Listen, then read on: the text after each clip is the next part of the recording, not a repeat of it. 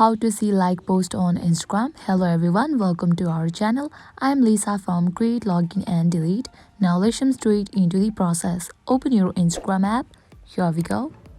Your home page appears. At the bottom you can find different icons. Tap on this profile icon of yours. Open it. Now your profile appears. At the top right corner you can find 3 horizontal lines. Tap on it.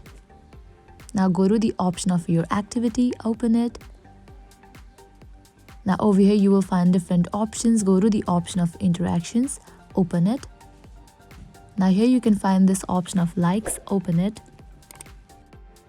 These are the like posts by me on my Instagram account. Over here you will find the like post of yours as well.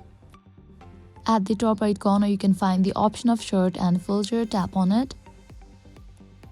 Now from here you can short and filter your liked pictures by author, start date, end date or newest to oldest. This is how you see like post on your Instagram. I hope now you guys are clear about it. At the end, if you find this video helpful, make sure to like, share and subscribe to our channel. Thank you.